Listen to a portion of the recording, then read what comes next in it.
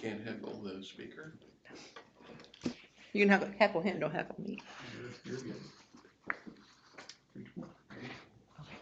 Good evening and welcome to the 2025 Southern Boone County Candidate Forum, sponsored by the Southern Boone Chamber of Commerce and the Southern Boone Economic Development Council. I'm Vicki Kimna, Assistant General Manager of Boone Electric Cooperative, and I'm happy to be here tonight representing the Southern Boone Chamber and SBEDC as your moderator. Tonight's forum is simply meant to help voters make an informed decision when going to the polls on Election Day, which is Tuesday, April 1st. Neither the Chamber or SBEDC are endorsing any particular candidate in the elections. We are just here to provide a resource for you all at home to get to know the candidates on your ballot. Tonight, we will be hearing from candidates for Alderman seats for the City of Ashland, Southern Boone School Board candidates, and Southern Boone County Fire Protection Board candidates. So here's how the forum will work. Each candidate will be allowed up to 2 minutes to introduce themselves, and we will do this in alphabetical order. I will then ask each candidate the same question, and they will be allowed up to 2 minutes to answer. I will hold up a 30-second warning to give you a heads up when you're approaching the end of your 2 minutes. I will also be mixing up the order for each question so the same person won't always be going first. So let's get started this evening with the Southern Boone School District Board election. Candidates for Southern Boone School Board are incumbent Barrett Glasscock and Heather Brown. Ms. Brown was unable to be here tonight, so we only have Mr. Glasscock to speak with tonight. Welcome. So Mr. Glasscock, let's start by introducing yourself. Okay, I'm Barrett Glasscock, better known these days as Brandon's dad. I'm on the school board and I'm running for re-election, as Heather. I've been on the board for 18 years. And one of my passions of being on the board is to watch the construction that's going on. And it seems like we've been building something every year I've been on the board since the first year I got on it. The school has grown tremendously. The school and the town, community has grown unbelievably. And I just think I can make a contribution to it and assist the board. I think right now we've got one of the best boards we've had I've seen. So I'm pleased to serve again on it. Awesome. Okay.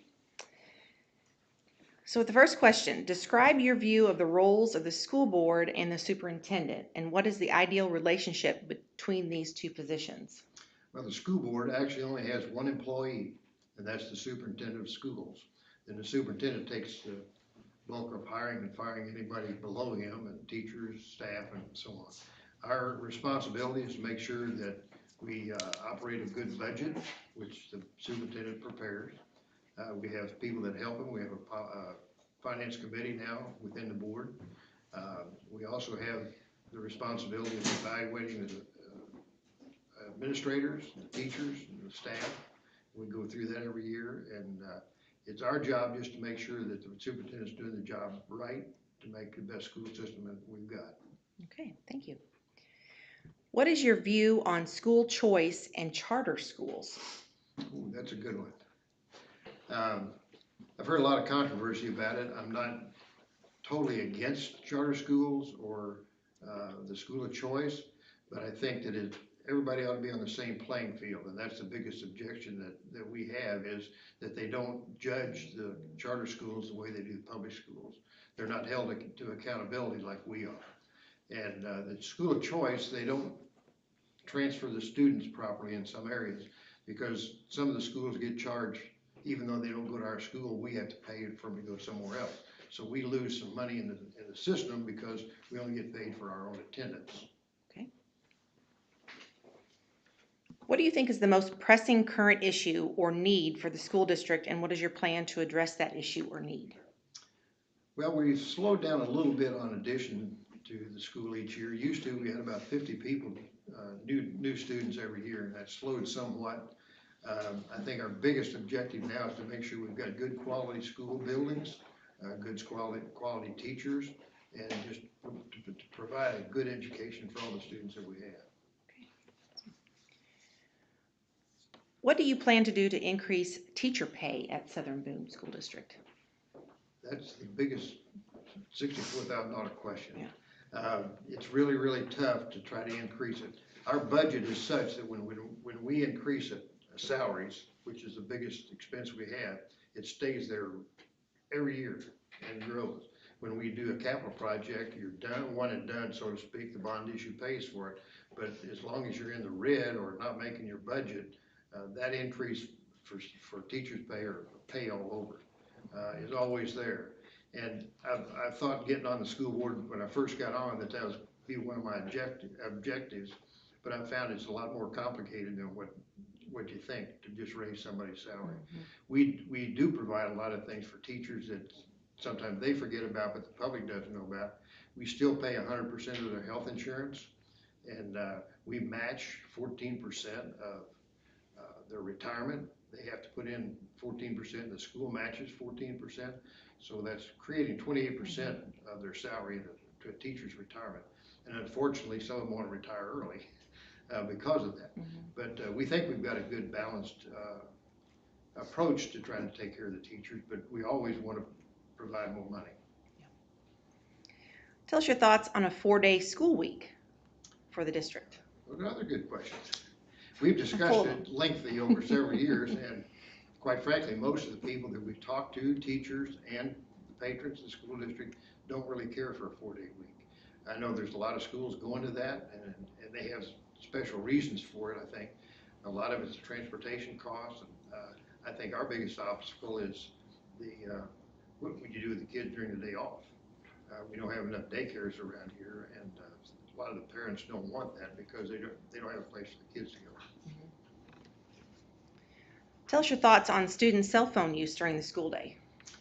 That trend is starting to slow down a little bit. I know there's legislation being introduced this year to try to prevent kids from having cell phones at school. We now have taken the position, we try to keep it out of the instructional time. They can use their cell phones during in between periods or lunchtime, but not during school. When the instruction's there, that they take away from the instruction when they're playing with their cell phone. So we've tried to curb that almost totally in school now. What do you think your biggest challenge will be if you're reelected to the school board? Probably just keeping on. We've got a project in front of us now to build a new addition to the high school, a new ag section, and some more classrooms. That's the biggest concern right now.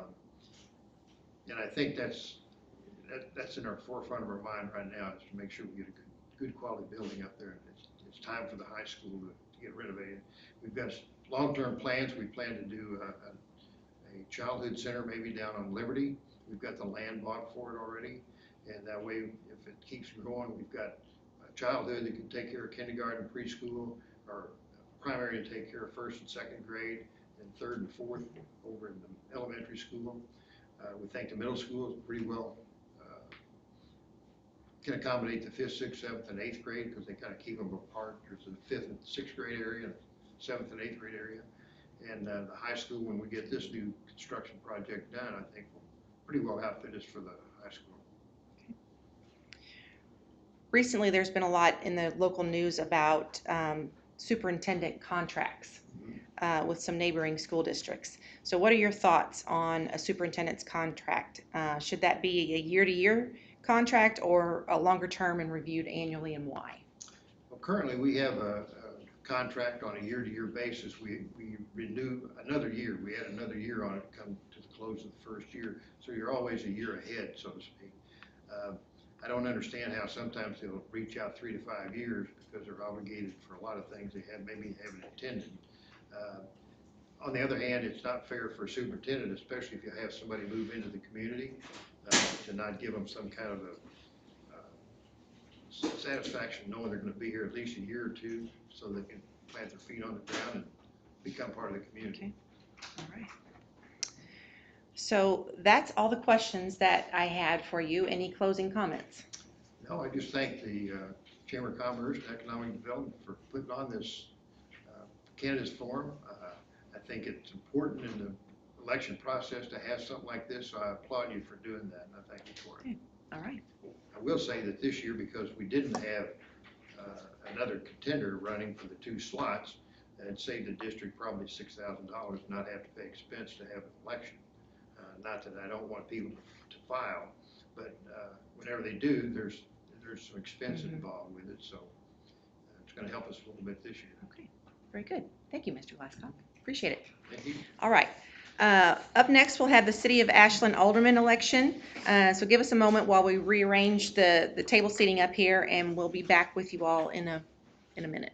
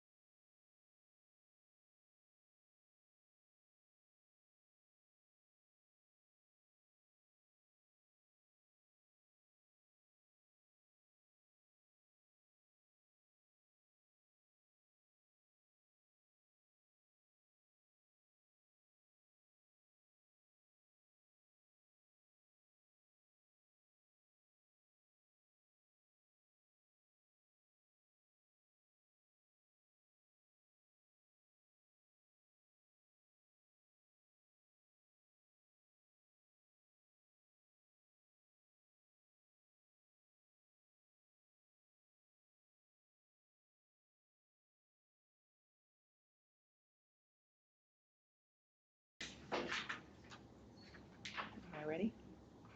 Okay.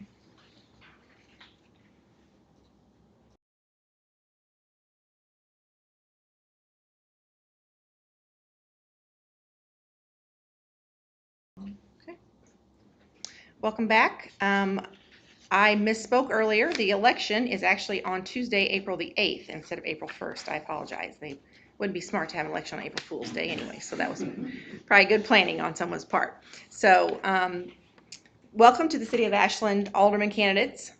We have two candidates running for one seat in Ward 1, and they are incumbent Lauren Plank and opponent Kent Dunwoody. In Ward 2, we have Sam Turner. He's running unopposed, and Ward 3, Bryce Beal is also running unopposed. Welcome to you, gentlemen. We'll be using the same rules as we did for the school board election. So let's start by giving each of you a brief introduction of yourselves. Bryce, would you like to go first? Absolutely. So I'm Bryce Beal, as you mentioned. I'm running unopposed, so I won't take as much time from the folks that I'm sure everybody's here to hear from, but live in Liberty Landing South with my wife and 11-month-old daughter, so that's a full-time job in and of itself, but also work in the legislature as the general counsel for the Missouri Senate. So I'm excited to take that political experience and put it to good use here in the city of Ashland and see what good we can do over the next couple of years for the city. All right. Thanks, Bryce. Kent? My name is Kent Dunwoody. I was born and raised here in central Missouri. Left here in 1982 actually, and joined the military where I retired in 2002. 2 years later, I joined the Orange County Sheriff's Department in Orlando, Florida as a deputy sheriff, and worked there up until 2012. And I've been retired since then. Decided to move back here to Missouri and lived in Palomino Ridge ever since then. Okay. Thank you, Kent. Lauren? Good evening. My name is Lauren Plank, and I'm running for Alderman in Ward 1 because Ashland needs leadership that truly listens to its people and works for them. As someone who has served as Alderman from 2023 to 2024, I have firsthand experience in city government, including being part of the process that led to the selection of Ashland's current police chief. We now have a strong community-focused leader in that role, and I know how important it is to have right people guiding our city. One of the biggest challenges facing our city is how it treats small businesses. Right in the heart of downtown, just off Broadway, stands Black Dog Outdoors Bait Shop, an emblem of what happens when government overreach gets in the way of hardworking business owners. The city has blocked off its parking lot with unsightly cones, making it harder for customers to support a local business. Why? Because the parking lot is gravel instead of concrete. That is not helping businesses to thrive. It is putting up barriers, literally and figuratively. That is why on my first day back as Alderman, I will introduce a motion to repeal the requirement forcing businesses to have hard surface parking lots. If we want small businesses to succeed, we should be removing obstacles, not creating them. Infrastructure is also a major concern. The city continues to approve new housing developments before first addressing road, transportation, sewer, and water issues. As a result of 2 decades of this unchecked growth, the city was forced to push a wastewater plant expansion that would not have been necessary had there been a more common sense, limited approach to housing development. Another consequence of the city's unchecked housing growth is overcrowded schools. While there is no bond issue this year, it feels like every year we see no tax increase bonds for school expansion. Yet the overall tax burden never seems to go down. You're out of time. Okay. Thank you. All right, Sam? My name is Sam Turner. I'm running for Ward 2 Alderman. My wife and I have lived in Ashland since 2018, where we're raising our 3 kids together. I have a 6-year-old, a 3-year-old, and a 6-month-old. So we have a lot of fun at our household. I'm a small business owner. I own Turner Ag Solutions. It's a commodity input retail for farmers in the area. We started out in Ashland and Southern Boone County and have expanded to 5 counties now. But just looking forward to serving the people of the community and giving back to a community that's already done so much for our kids and continues to be our home. All right, so now we're going to start with the questions, and I'm going to go back and start with Bryce this time. Each of you will be given the opportunity to answer the same question, and I can repeat it if you need me to repeat it. So Bryce, how do you balance the need for city infrastructure needs versus concerns of property owners? Yeah, so I think when it comes to city infrastructure, that's, as Lauren had mentioned, and as I think everybody in the city knows, it's a major concern right now with the wastewater treatment facility not being able to service everyone in the city. But then also, like you said, with landowners, they should be able to do what they want with their property because we have a right to, use our property how we see fit.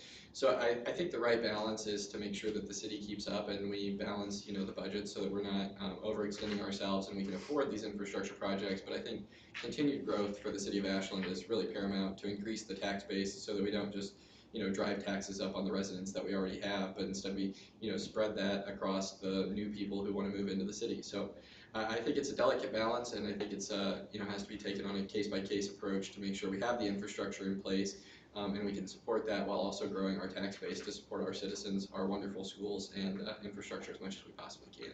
All right, thanks, Bryce. Same question for Kent. Would you like me to repeat it?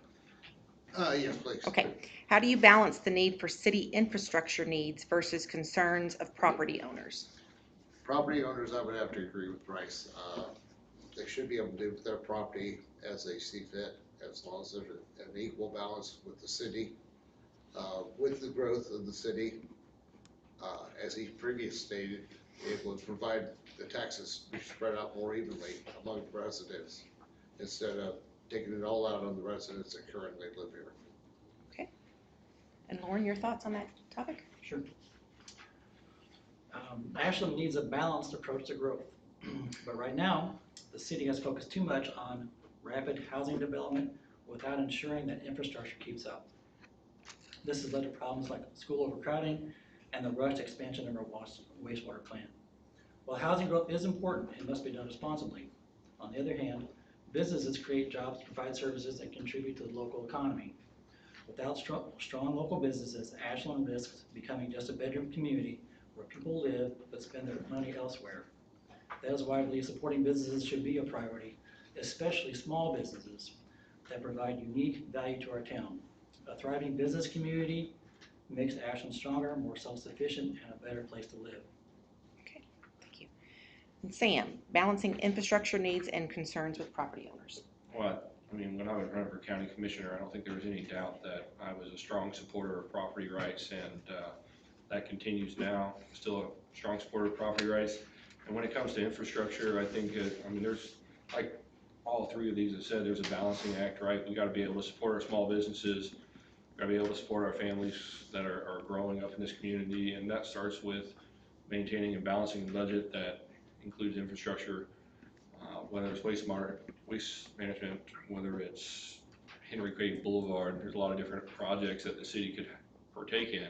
It's having the funding to do so, and having a board of 6 individuals and the mayor to work through these projects together, that's a great step. But we need more people interested in running for these seats so that we have more of a voice in the community, more diverse. 2 of the 3 seats are running unopposed, so I would encourage people to be more involved in the community so that if you feel like your property rights aren't being heard, or if you feel like there's not enough infrastructure improvements, well, get involved and run for these seats and see if you can make a difference in the community. Very good, thank you guys.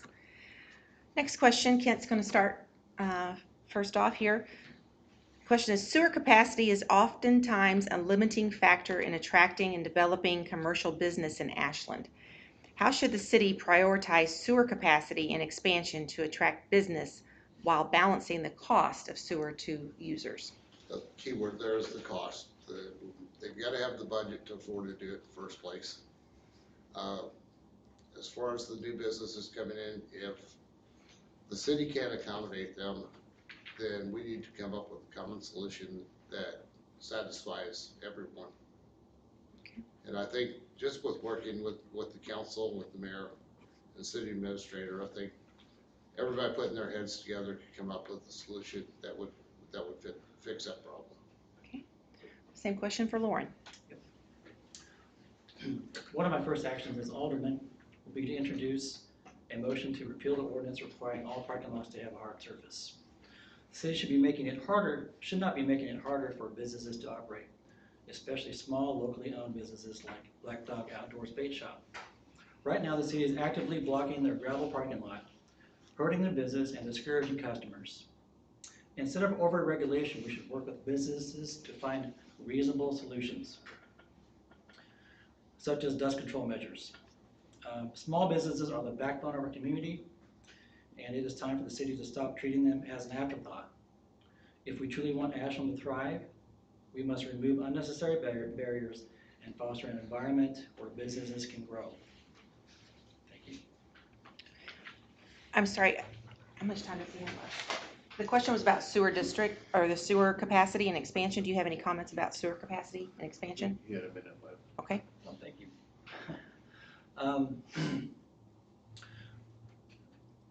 Yeah, I mean, how we balance it, I mean, Yes. we've got to be able to attract commercial businesses, yes. But I think it's important to realize that, in many ways, we've gone beyond our infrastructure limits with the new housing development. And so we've made it tough on ourselves to attract new commercial businesses because of our decision-making with regard to new housing development. It's been too much, too fast. So I think we need to slow that down so that our infrastructure, and specifically our water treatment and our sewer, can catch up to where we're at now. Okay. Yeah. Sam, your thoughts on how the city should prioritize sewer capacity and expansion to attract business? Well, I think that, every community wants to bring in more businesses, right? But we also in the city of Ashland have to realize that we sat right between two big towns with Jefferson City and Columbia. So a lot of people want to live here too. And so it's going to be a balancing act trying to figure out, well, do we build another subdivision, or do we, update our sewer system to where, a bigger, like the parity account, should I say parity count says a Costco's coming here. Like, yeah, that'd be great to have a Costco, but, we also realize that there's a Sam's Club right up the road. So, it's a balancing act for the city of Ashland. We're in a tough spot where a lot of people want to live here and they want to have the amenities of a big city, but they also want the small town feel. So, when it comes to infrastructure, obviously sewer is very important. We want to make sure our sewer systems are capable of doing those things and capable of handling bigger businesses. But, it all takes money, and it's all a cost. So, that's the balancing act of the council. Okay. Bryce, same question. Prioritizing sewer capacity and expansion to attract businesses. Yeah, so I think with sewer capacity, obviously, we're already kind of up against a wall. So the council's already been looking at projects to expand our sewer capacity. And I think the key to the next phase of growth, which, I think the current plan will help us increase to where we can support at least some business. But once we start attracting these businesses, those tax dollars, like I mentioned in my first answer, will help drive further growth and help keep our taxes reasonable for the rest of us. Because, I think it's a north of $20 million plan right now that we have for sewer expansion.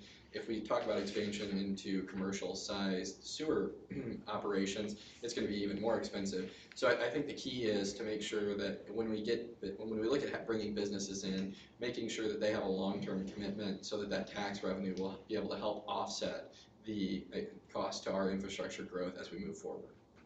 Thank you. All right, next question. Lauren's going to start first with this question.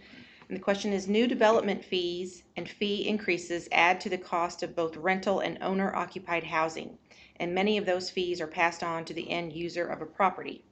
How would you balance the need to pay for infrastructure versus the need to keep housing prices of all kinds, both rental and owner-occupied, affordable? Good question. First of all, I really think we need to slow down our housing development overall, in general. But because I think, in general, it lends to itself to a high tax structure for all residents in general. And so I think if we can slow down the housing development, we'll give our infrastructure a chance to catch up, and we give our citizens and our schools a chance to catch up with where we're at.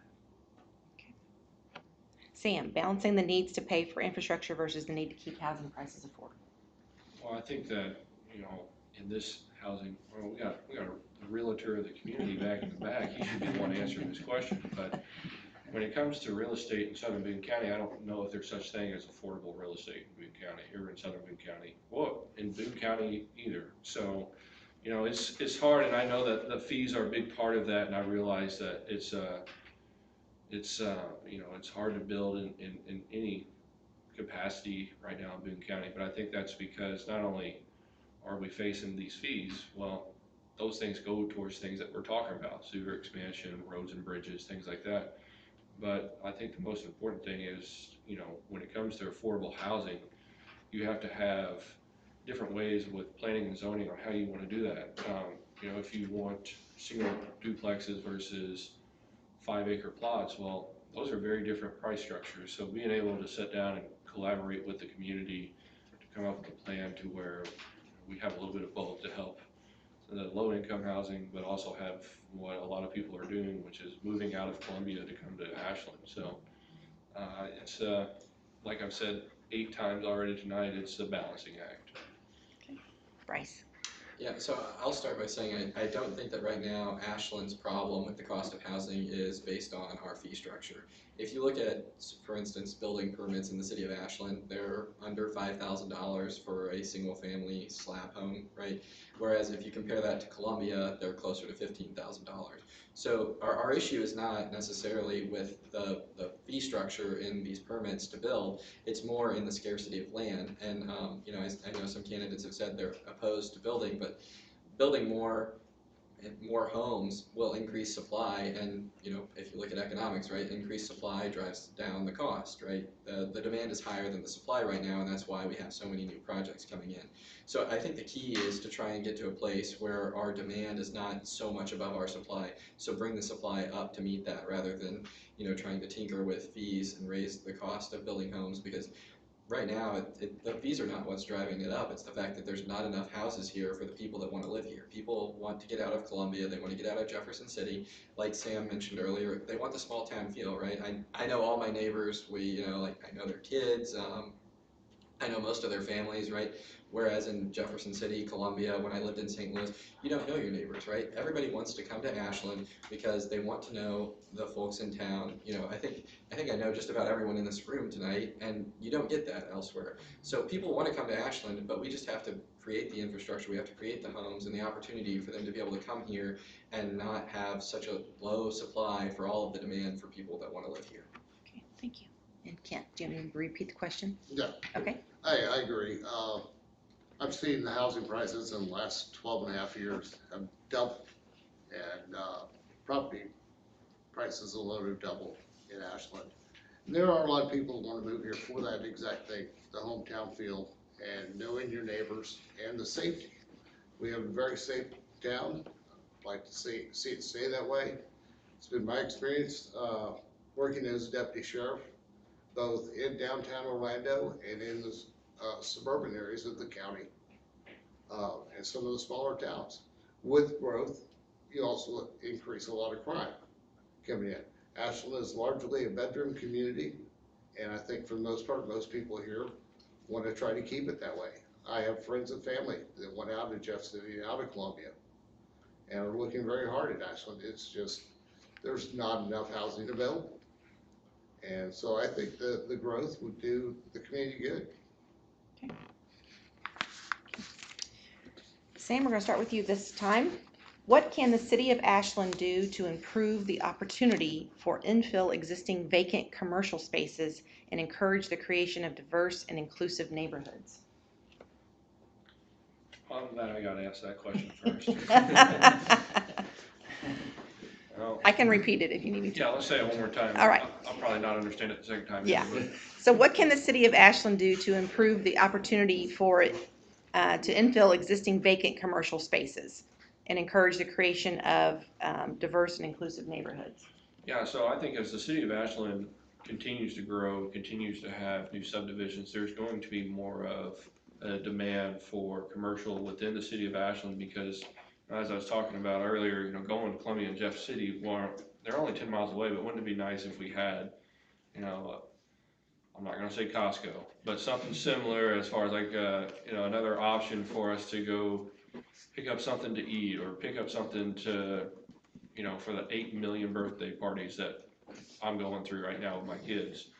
So, as you get more demand or more supply of people, you're gonna have more of a demand for people that wanna shop here locally in Ashland, and I think that's gonna, drive up that, those, I know a couple commercial lots that are vacant. I think those will be filled once, more and more people come here and they start expecting more and more things. Thank you, Sam. Bryce, your thoughts on that? Yeah, so I think Sam's probably right. We need to keep increasing the demand for these things in the city because, there were plans, or at least concepts of a plan, we'll say, to build on the commercial lot at the corner of Liberty and Henry Clay, and those kind of never came to fruition because, can you get the demand? Can you get the financing? Do you have really the people there that are going to be willing to shop locally? And so I think the trick is going to be to continue our growth, to continue to have more people here so that we're more of not just a bedroom community, because I think right now the largest employer in the city of Ashland is the city of Ashland. If I'm not mistaken, it's 17 employees. School district. The school district. Well, so other than the school district, the city of Ashland, which has very few employees. So, we have, if we want more of the commercial opportunities, then it's going to take, increased growth so that we have demand for that, because we've seen recently, even some local businesses shutting down, like our former pizza house. There just wasn't the demand in Ashland because, like Sam mentioned, Columbia, Jefferson City are only 10 minutes away, so you have to have enough people that are willing to say, okay, I want to stay in Ashland. I might be willing to pay a higher price for a small business than going to a Walmart or a Sam's Club or even a Costco one day maybe. So I think that'll be the key, is getting more people in that are willing to shop locally, stay in Ashland, and can drive the demand that's necessary to support those businesses. All right, thank you. Kent, your thoughts on getting more businesses into our vacant commercial spaces and encouraging diverse and inclusive neighborhoods? As far as the diverse and inclusive neighborhoods, I think Ashland pretty much already has that. I think they're getting more diverse every day. As far as expanding businesses, I think it's a great idea. I'd love to have more options in Ashland than one grocery store. Even though it's 10 minutes away to go to Columbia or Jeff City, it would be nice to have another grocery store in town at least for competition.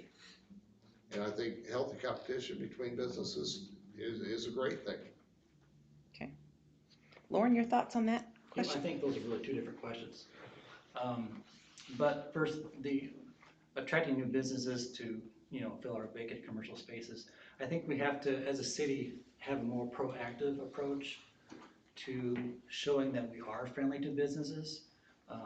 Saying, here's a program that we come up with, here's the plans that we put forth. Here are the ordinances that we scaled back just a little bit to help businesses succeed. One thing that business owners face here in town first is the high rent. And I don't know if there's a lot you can do about that, but as a city, we can control that. As a city, we can control how attractive our town is for new businesses by looking at our ordinances, looking at ways we can help make them more friendly to businesses. And when it comes to diversity, I've seen diverse cities. I don't think Ashland is a diverse city. If we want to attract diversity, then we have to do things to attract diversity. How about a cultural and ethnicity fair, something like that in the park or something of that nature, that would show that we are welcoming to other ethnicities. Right now, I don't know that we really have that aura of welcoming to different ethnicities. I know this because I have kids that are of different races, and I know what it takes to attract different ethnicities to a city. I got 30 seconds left. So I think in Ashland it's tough to live as a minority is what I see. And so we have to do things to be more proactive. And it'll require some proactive things and not just wishful thinking. Okay, Yep. thank you. Next question, we'll start with Bryce. Do you think new development should pay for itself? Why or why not? So I think that it should, and I think that it normally does. It obviously not upfront. You're not going to ask a business to write a $10 million check for a infrastructure expansion plan. But the key is the long-term continued tax revenue growth. And that's what I mentioned earlier when we were talking about infrastructure projects. It's when we bring businesses in, we want to make sure that they have a long-term commitment to the community. It's not going to be come in, drain resources, and get out. We want to make sure that they're giving back to the community, that they're paying their taxes, and that we're generating a net positive for the community by having that business here. So I think they do. I don't think it's up front, but I think through the tax revenue, through the increased labor market in the community, I think over time businesses do pay for themselves. Okay. Kent, your thoughts on new development paying for itself? I would have to agree with Bryce. Everything you said, I couldn't word it any better. Okay. I think they do need to do exactly that. Okay. Lauren, should new development pay for itself? Yeah, I have to disagree. I don't think that it does. And I think Ashland's a prime example how it doesn't pay for itself. Look at the money that we're having to spend on the new wastewater plant expansion. I mean, it's just a tremendous amount of money. And it really goes to the extra tax burden on the citizens. I think the citizens in the city of Ashland are tired of all the new housing development. They're tired of the tax increases. They're tired of the new school, no tax increase bonds every year. We want relief on the tax side. So no, I don't think new housing necessarily does pay for itself, especially here in Ashland. Okay. Sam? Can you repeat the question? Yeah. Do you think new development should pay for itself? Why or why not? Yeah, the key word is should. Yeah, they should. So, my answer kind of falls along with Bryce now. Yeah, it should pay for themselves. And maybe that's something we do as a city as we sit back and we reevaluate whether they are or not right now. I don't know that answer off the top of my head, but, yeah, they should. But, you talk about all the tax burdens and everything, every house that goes up in the city of Ashland, we're not getting more taxes. The city is collecting more taxes from that. So it's not like every house that goes up, we're increasing our taxes. No, it's just, if in fact, the property taxes and everything like that go towards trying to increase our wastewater or our roads. And, I mean, you're right in the sense that we do not want to pay any taxes. Lord, do I not want to pay any more taxes. But you also have to, realize that the city is working on a very limited budget. If you look at what the city actually gets from your property taxes, it's very, very little. So, I think that, yes, new development should pay for themselves, and we should also, as a city, step back and make sure that we are covering, or at least covering our bases on the cost of associating with a new development. Next question, we're going to start with Kent. What tactics would you encourage entities like the Southern Boone Economic Development Council or READY or even the city of Ashland to use to attract more businesses to the area?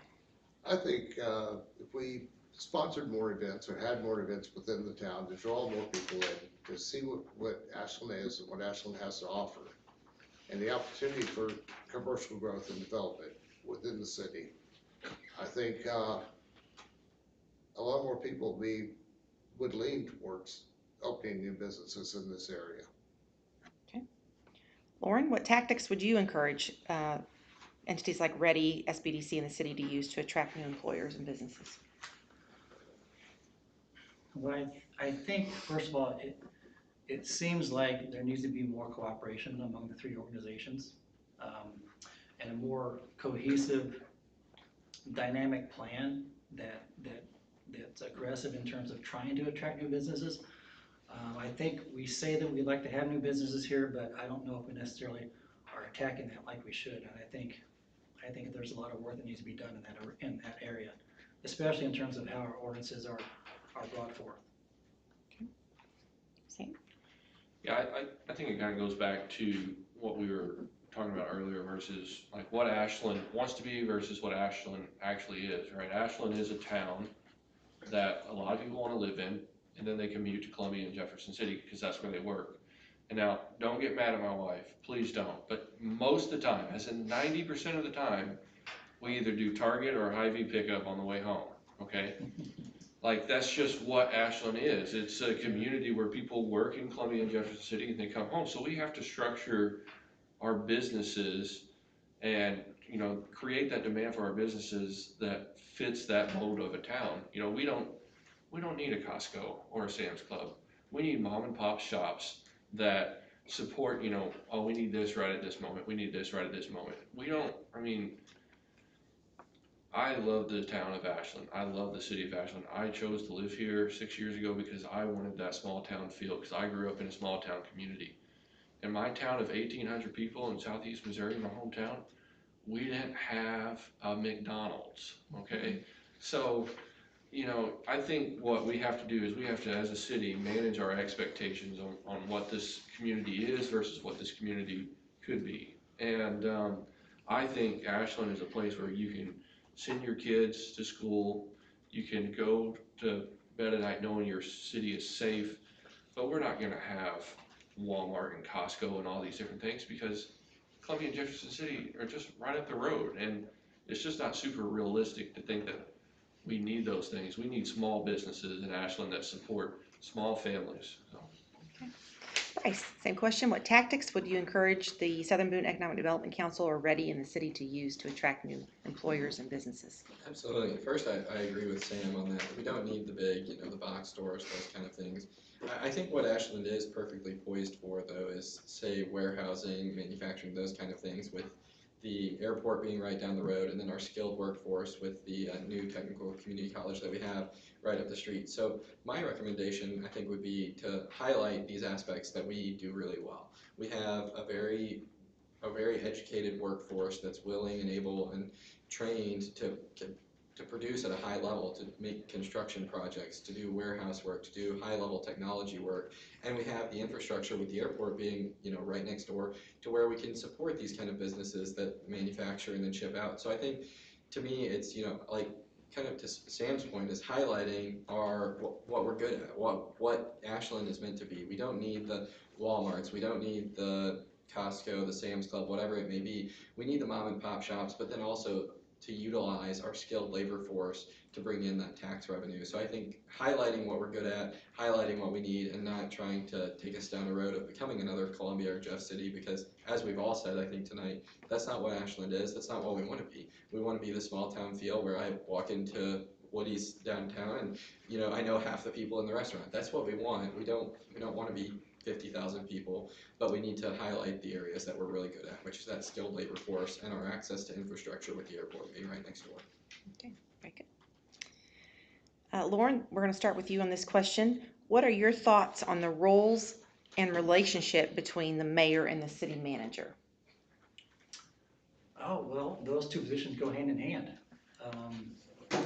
To me, the mayor sets the overall general policy or direction of the city, and the city administrator is kind of the black hat guy.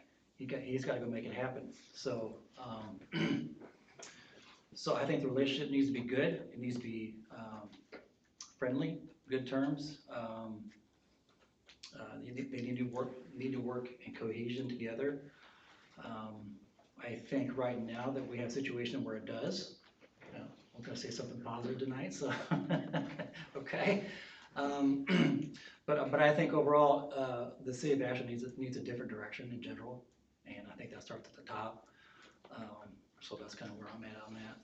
Okay, Sam, relationship between mayor and city manager and their roles? You guys like one another? We play trivia. All right, well, I mean, yeah, I don't know how that really pertains to the aldermen's up here, yeah, you want the city manager and the mayor to get along, and if they don't, it's gonna be a real pain in the butt for the next 2 years that, that we're voting on things. But yeah, you want those folks getting along. We want everybody to get along. We might disagree on policy, but at the end of the day, we're here to serve the citizens of Ashland. And if you can't get along, well then put your thoughts and feelings behind yourself and do what's best for the community. Bryce? Am I allowed to go ahead and preemptively make a motion to kick Kyle and Doris out of the room? Just kidding, but I think, like Sam said, it's very important that the mayor and the city manager work well together.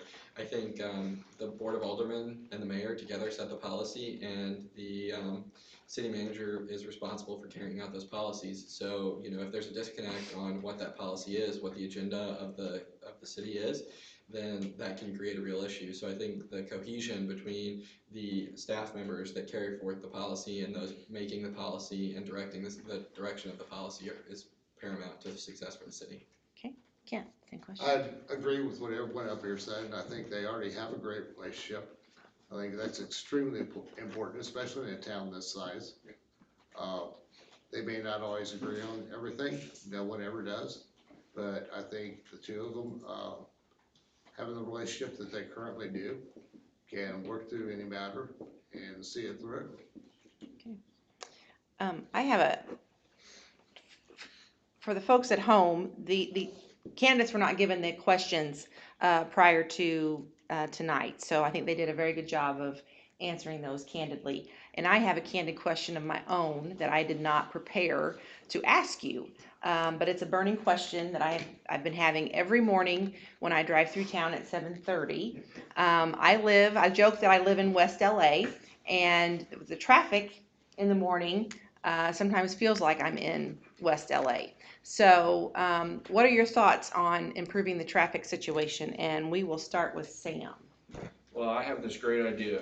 All it's gonna take is maybe $2 billion. And we could just put in this some major interchanges where nobody ever has to stop, nobody ever has to do anything. And then we're gonna build 10 more roundabouts. And just for funsies, we're just gonna have circles everywhere.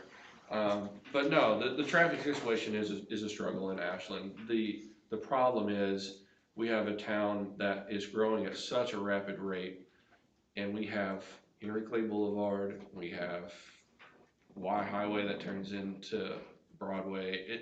This town, when it was originally created, was not designed to hold 5,000 people. And well, we're here, so how do we fix that? Well, it's going to take a big collaboration with MoDOT, because obviously what comes right through here is the state, not the city. And I think that eventually we're going to have to get to where Henry Clay Boulevard is actually a boulevard, where we have sidewalks on both sides, we have stoplights, and not just a stop sign. And so yeah, the traffic is an issue, but I also have lived in St. Louis, and Ashland's traffic's not that bad compared to St. Louis. Okay.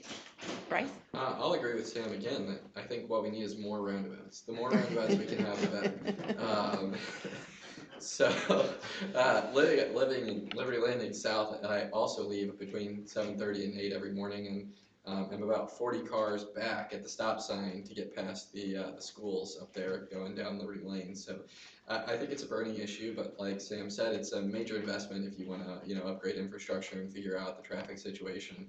So I think one of the keys to it is going to be like Sam said, but increasing our infrastructure, making Henry Clay an actual boulevard with sidewalks, getting the sidewalk that connects Liberty Landing South and soon to be the completed Liberty Landing North to the schools, so that some of that traffic will kind of cease through there, so that kids can walk to school, and overall trying to just develop our infrastructure, new roadways in a way that don't funnel everything to one spot. We have Main Street, Henry Clay, Liberty, and Broadway. Yeah, all they're all intersecting, the busiest roads in town, and we come to four ways with all of them. So that's probably not the best, but figuring out the best route forward, and coming up with that money is going to be a whole issue of its own. So I think it's going to take, some traffic studies. I think we've been doing a few of those already, making some new roads, one-ways and whatnot. But figuring out how we can build the infrastructure and new roads in a way that doesn't funnel everyone to one, congestion point. I think, I would agree with what everybody said. I've been coming to Ashland since the 70s. In the late 70s, my dad was assistant chief of police here in town. And at that time, 63 was Henry Clay Boulevard. And none of these streets have really been widened since the 70s. Of course, there's a lot more of them now, but still same accesses to Highway 63. We're limited on access to 63. I'd like to see the access down to the church open back up to go both ways. I know that creates a problem with crossing the highway, but it really cut off access for a lot of people to get out that way. And I think access overrides a lot of the accidents that people will use as an excuse. But until we have the budget to expand, yes, more roundabouts, I'm all for it. I lived in Europe for 7 years. They're everywhere you go. It tends to aid in a lot of the congestion of the traffic and keep it moving a lot quicker. Okay. Lauren? My solution proposal would probably put a dent in this issue tomorrow morning if we were to institute it. We have a fully staffed police department now, which we've struggled with for a few years, but we have a fully staffed police department now. I think it would be helpful, instead of just plopping a roundabout in the middle of town and then expecting people to use it properly, let's put a police officer down there at the roundabout directing traffic through that to help the people from West LA get through town. But I don't think you can put a traffic officer there without putting a traffic officer at Henry Clay Boulevard and Liberty Lane as well. So I think you need one at both intersections. If there's a call, the first one that would be called on to go to a call would be the one that's sitting at the roundabout at Henry Clay and Broadway, because that'd be the least important. I think the most important traffic director that we need would be at the Henry Clay Boulevard and Liberty Lane, so for the protection of our students. But I think we could also have one, and the police chief's probably mad at me right now for saying all this. So, but I think put an officer there for a few days, for a week. Let's see how it goes. He doesn't have to monitor all entryways to the roundabout, just that one coming from the west, because that's really the important one. That one comes from the west and one comes from the south. If you were positioned there, he could help ease the bottleneck right there and get traffic through fine. So that's my suggestion, right? I mean, we'll fix it tomorrow. Okay, very good. All right, let's wrap up with our 1-minute closing statements. And I think we're back to starting with Bryce. All right, perfect. Well, I think we've said a lot tonight, probably more than most people wanted to hear from any of us. But with that, I'd appreciate everyone's vote on April 8th. I would say the same thing. I appreciate everybody's vote. I'm here to be a voice for the residents of my ward and to address their concerns and situations as they arise, and work with the other board members and the mayor and the city administrator to make really good things happen for the city of Ashland. All right, thank you, Kent. Lauren? Yep, since you threw me off my game and you wouldn't let me go with my prepared statements, I have one now. Okay.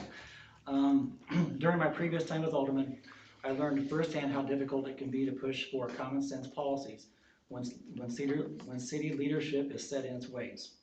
This time I'm coming in with a stronger plan and a clearer agenda. One of my first actions will be to introduce a motion to repeal the hard surface parking lot requirement, ensuring that businesses like Black Dog Outdoors are not unfairly punished. I will also work to reinstate a crossing guard at East Liberty Lane and Henry Clay Boulevard to improve safety for our children walking to school. Additionally, I will push for more transparent event regulations that ensure all community events are held to the same legal and ethical standards. My focus will be on making tangible, positive changes that benefit Ashland residents. Thank you. Okay. I don't have a whole lot to say other than thank you for doing this, taking your evening, and I'm sure there's probably 800 things you'd rather be doing than It's okay. listen to me talk, but It's okay. yeah, I appreciate your vote on April 8th, and thanks. Okay. That wraps up our city candidate forum. So thank you, gentlemen. Y'all did wonderful. We will take a minute and get set up for the Southern Boone County Fire Protection District Board.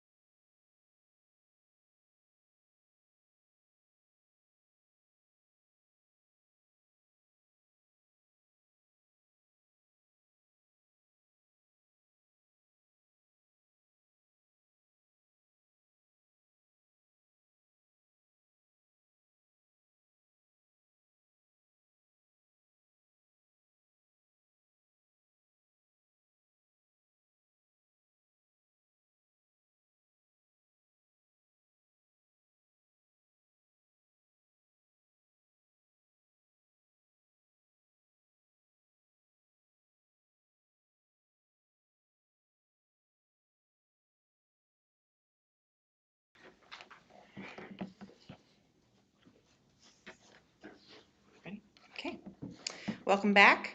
Next up, we will have the candidates for the Southern Boone County Fire Protection District Board. We have 3 candidates running for 2 seats on the Fire District Board this year, and they're Jim Bullard, Bill Lloyd, and Don Sapp. And Don Sapp was unable to be with us tonight, so we welcome our 2 candidates. We're going to get started with introductions. Jim, you have 2 minutes to introduce yourself. I'm Jim Bullard. I grew up here. I've always lived in Ashland. I'm the 6th generation to live here. I started with the fire district October 30th, 1978.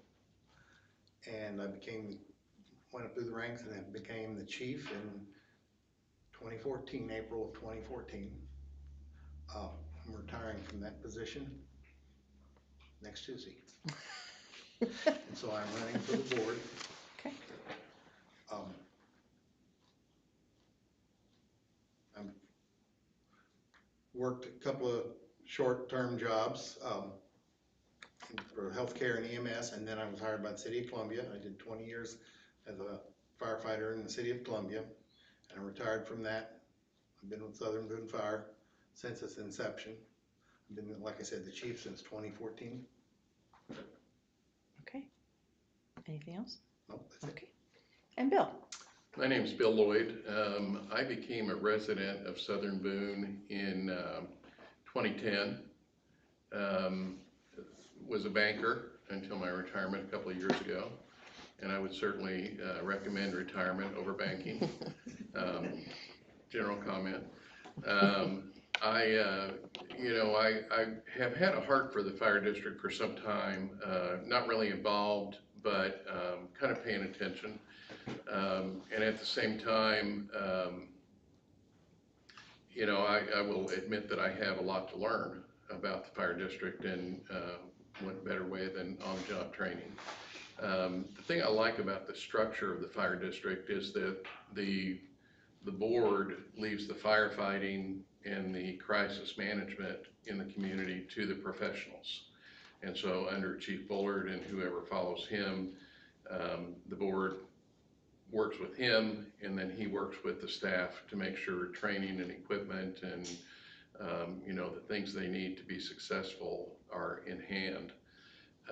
The board's importance comes from being able to manage the financial end of the business, to ensure that when an expensive fire truck or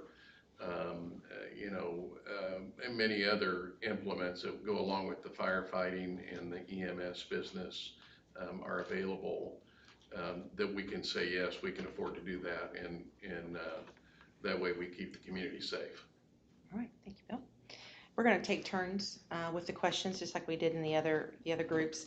And so we're going to go back to Jim, and this is a little bit, maybe a little bit odd question for you. But what qualities would you look for in a new fire chief to replace yourself for the fire district? Oh, boy. We need somebody that can balance the finances. We need somebody, this is a volunteer department. He can't come in and say, you have to do this. It's, will you do this for me? It's a whole different world with volunteers than it is paid employees. He has to be a planner, because there are certain things the fire district has to plan for the growth. Some of you know what the ISO rating is. We have to keep our ISO rating or improve it, so that it keeps people's insurance costs low. And that's one of the things a business does look at when they're moved to a community, is they look at the population and all kinds of parameters, but one of them is, what is the fire district or the fire protection rating? And he has to be able to encourage people. He has to be able to evaluate people. It's a very people-intensive job. Most of the firefighting it's pretty cut and dried with the training of how we go about our daily business. Okay. Bill, same question. Qualities you look for in a new fire chief? I think that next person has to be a consummate professional, first and foremost. I think they have to know that business. They have to be experienced. So knowing the rules and what they can do and what they can't do. I think being an effective leader, and over time I really learned a lot about the distinction between a leader and a manager. And so I think the leader of this volunteer group has to be effective in their communication, in their organization, in their planning. They have to be a good HR person to be able to encourage people to want to be part of the Boone County, Southern Boone County Fire District. And I think they have, they're essentially the CEO. I think they've got to understand many facets of this business and be able to manage it effectively.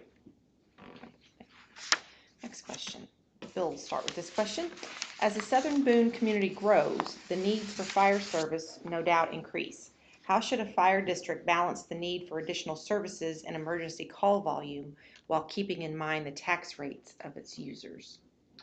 Well, I think that, everybody gets fatigued from the taxation that we incur or that we endure. I think the fire district has taxing ability. They're legislated to be able to raise money. But I think, and in my, observation of the district in the past, I think they've been very conscious of that balance between what we need and what it costs and how we can raise those funds. I think, much like the city council folks who were sitting up here a few minutes ago, I think in any public position like we're in today's world, I think it is a balancing act. And I think, sound financial management at the board level is the thing that will ensure that we can afford the things we need when it comes time. And I just think, when you're beholden to the taxpayers to provide that financial base, you got to be good at what you're doing, and you got to be sensible at when you come back to them with an increase. Okay, thank you. Jim, balancing the need for additional services and emergency call volume while keeping in mind tax rates. That's driven by the customer. As the call volume increases, the cost to run the district is going to increase. Will that call for a tax issue? Maybe someday. But this community has grown a lot because of people that have, a good example is you come from St. Louis, Kansas City, wherever, outstate Missouri, you come to Mizzou and you graduate from Mizzou and you get a job locally. And then you find out Ashland's a great place to live. So you move here. Well, a lot of those people that move in here from these outstate regions don't realize that it's a volunteer department. And they expect the same level of services they've got from their paid professional department. And that's kind of a painful thing sometimes now, because if somebody's smoke detector goes off at 2 a.m., they dial 911 and expect the volunteer to get up out of bed and resolve their problem for them. So the call load is increasing because of the increase in people, the different type of people. When I started with the fire district in 1978, or the Ashland Community Volunteer Department, then the first year we ran 69 calls in a year. We didn't run one a week. Now we're running sometimes 3 to 5 a day, sometimes 0 a day, but it's about 800 calls. And so, yes, that does take a load on the volunteers, and we're going to have to recruit more volunteers, but it's harder to recruit volunteers because people are saying, but you're the fire department, Okay. All right, thank you. Jim, we're going to start with you this time. Talking about recruitment of volunteers is a constant challenge. What can you as a board member do to help increase volunteer recruitment and retention? Wow. We have tried numerous things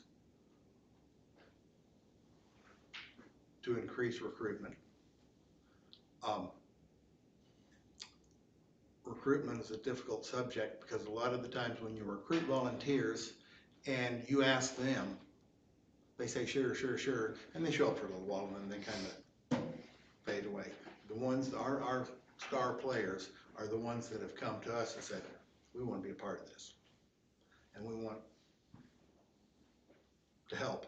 And we have to facilitate their success through training and good equipment and good leadership. Okay. Bill, same question. Recruitment and retention. I'm gonna steal Jim's line, good recruitment, good training, and good leadership. I mean, those are I think in a nutshell, what it takes, but I go further. I'd say, in our society today, the younger people coming along are not as likely to join, to volunteer, and whether that's in the Optimist Club or church or volunteer firefighting, I think the same challenges exist there. I think firefighters are obviously a special group of people. They're, I don't know, this phrase comes to mind, and I don't know if I get it exactly right, but when there's a crisis like that, most people are running out, and those guys are running in to the danger. And so I think there's a certain crowd of people who, between civic duty and wanting to serve and just wanting to be on the edge to some degree, to take on those dangerous situations and take care of them. You've got to find a special group of people. But I do think, going back to the line I stole from Jim, if you're running just the best doggone fire district in the world, I think people can see that and can say, hey, they do a good job, and I want to be part of that.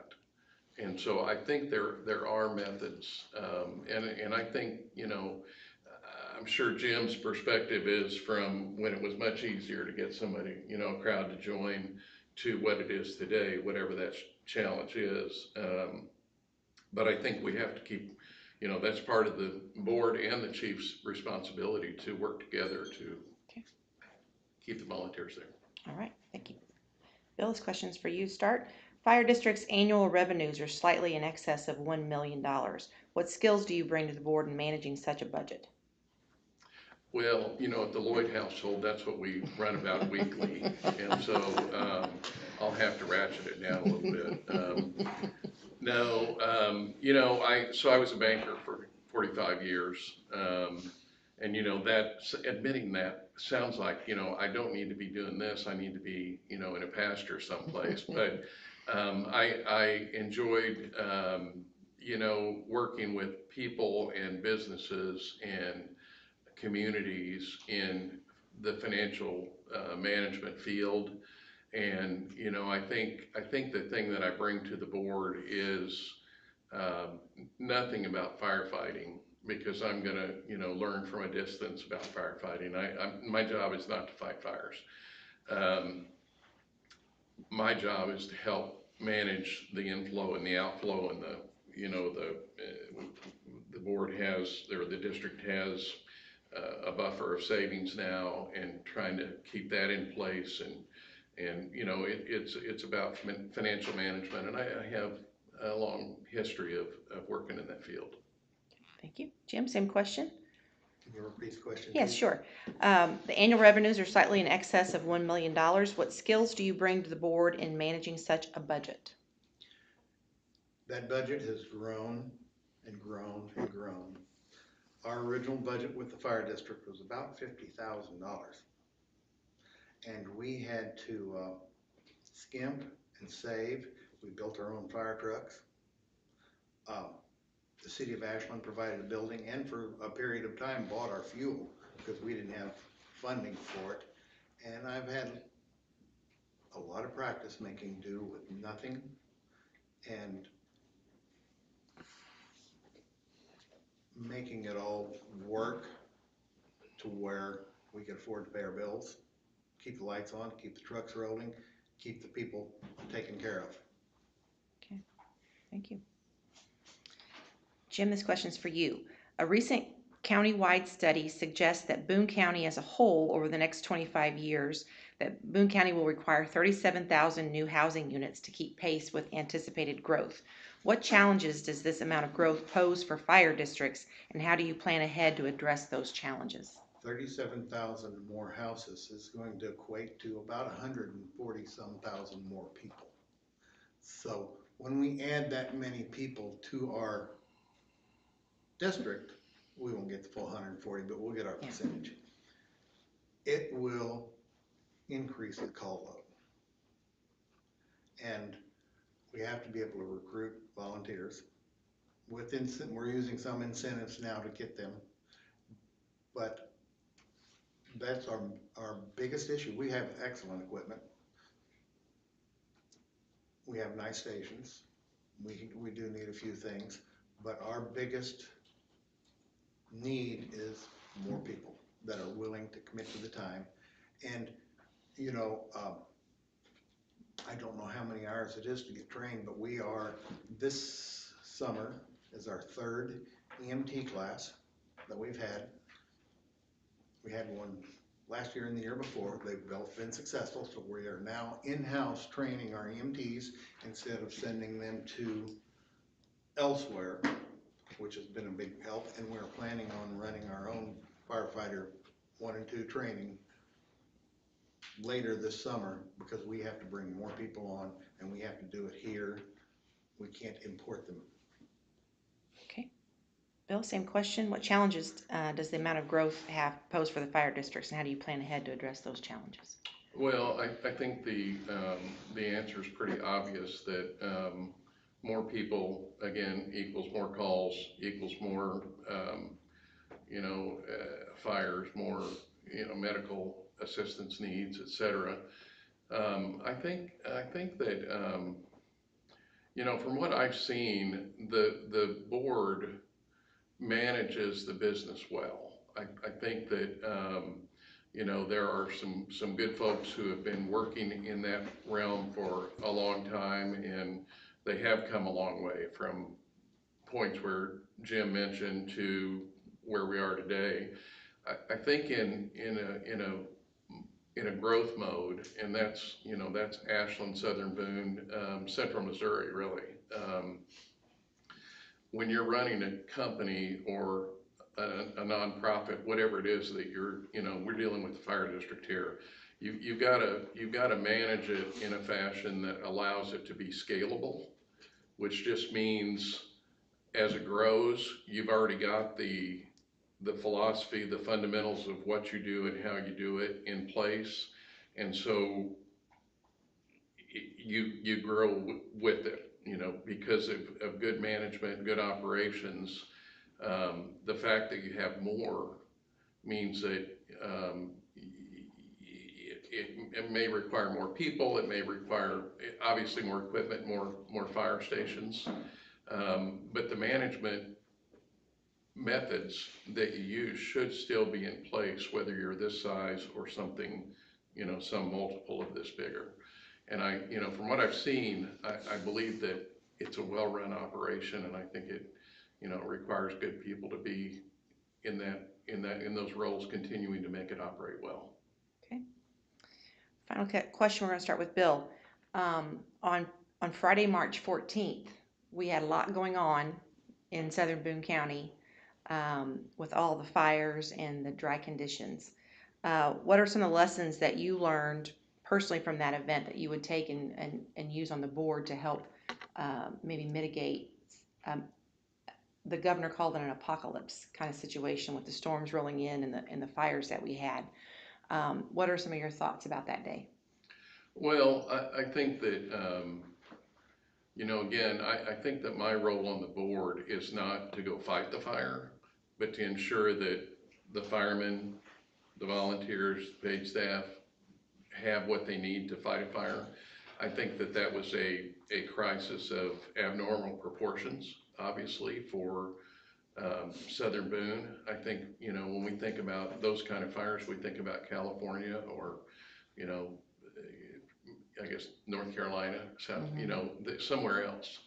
But obviously it can happen here too. And, I know that the rain had a tremendous helping effect that day. I don't know what would have happened had the rain not come, if the winds had maintained, and that'd be more of a Jim answer because he is the firefighter. But I think that, from a board standpoint, I think you study what happened and you say, we thought the worst thing we might endeavor or to control would be X, and now we've got this thing that turned out to be. We need to understand what happened and how we did, how well we did, what we could have done to keep it from happening, perhaps, or how to mitigate it once it started. But I think you've got to learn from those situations. Same question. Repeat, please. I just made it up on the fly, so. The event's on Friday, March 14th with all the fires that we had here. What are some of the lessons that you would take from that event and use as a board member? That was a busy day. We had 4 fires at the same time, actually 5. We had that turf one to Hope Summit because we didn't have the staff or vehicles to manage it. As far as what we learned from that day, is we learned we need more people. It was pretty much handled business as usual. The major fire was the one on Hart Creek Conservation Area. We actually called in Department of Conservation to assist with that one. We learned that we are short people and that having mutual aid partners is an excellent thing. And we participate in mutual aid with our partners. We've got agreements. And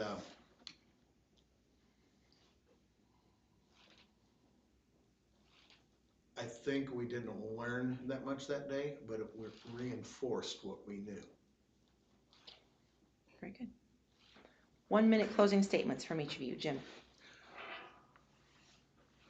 Well, I'd like to ask everybody to vote for me. There's room for that. But I think I have the experience. I've been doing this for this department for 46 years. I've been the chief for 11. And I'd like to continue with helping the district be successful and grow, because the community is going to grow and we have to keep up with it. Okay. Bill. 1 Is minute that closing 30 statement. minutes? Is that what we've done? You know, when I learned of the openings on the board, I had an interest, and my interest, you know, really, I go back to what I was saying earlier about the youth and the young couples and young families and not being joiners. I feel fortunate that I grew up in a time when it was about joining and serving, and, you know, through my banking life, we were expected to be supporting the community, and I not only did that, but I enjoyed it. I really liked being part of the group that made things happen. And so I think, you know, this is a good, solid group, and I'd like to be part of it. Thank you both. Great job. That concludes this year's candidate forum. We have recorded this video from tonight's proceedings, and the link to the recording will be available on the chamber website, and you can also watch it on the city's YouTube channel, and will be posted on the chamber's Facebook page. I hope we provided you all with some good insights into the candidates tonight. Thank you for your time, gentlemen, and I encourage everyone to get to the polls and vote on April 8th.